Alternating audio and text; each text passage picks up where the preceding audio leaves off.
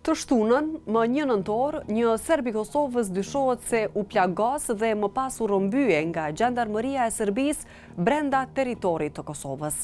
Kush është ai dhe çka ndodhi me të? Serbi, i quajtur Milan Vukašinović, jetonte në Leposavić, një prej 4 komunave me shumicë serbe në veri të Kosovës, dhe punonte në Byron Kosovare të Sigurimit që nga viti 2011.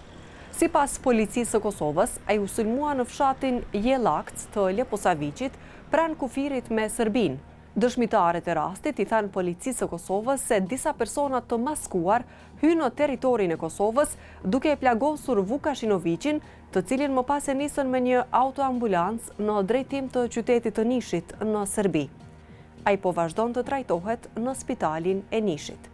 Avokati i familjes së tij, Ivan Ninić, i tha Radios Evropa e Lirë se atij është hequr një raveshk dhe është nxjerr gjak nga mushkrit si pasojë e dëmtimit nga plagosja me armë zjarri nga persona që sipas tij ishin me uniforma kamuflazh pa shenja identifikuese. Motivet mbeten ende të paqarta, por avokati Ninić tha se Vukašinović ishte në konflikt me përfaqësuesit e listës serbe, partisë kryesore të serbëve në Kosovë. Policia e Kosovës nuk ju përgjigj konkretisht pyetjes së Radios Evropa e Lirë se si ishte e mundur që anëtarët e Gjandarmërisë serbe të hynin në territorin e Kosovës pa dijenin e saj, por ajo vetëm deklaroi se rasti ndodhi në pikën 0.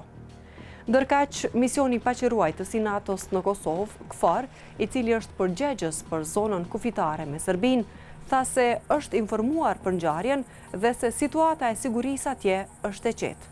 Shteti serb deri tani nuk ka bërë komente zyrtare lidhur me rastin. Nga ana tjetër, presidentja e Kosovës, Vjosa Osmani, deklaroi se bota demokratike duhet të reagojë dhe t'i ndalojë sulmet e Serbisë që kërcënojnë paqen dhe stabilitetin. Kurse kryeministri në detyrë i Kosovës, Albin Kurti, tha se Vukašinović u sulmua sepse ishte kundërshtar i politikave dhe i regjimit të presidentit të Serbisë, Aleksandar Vučić.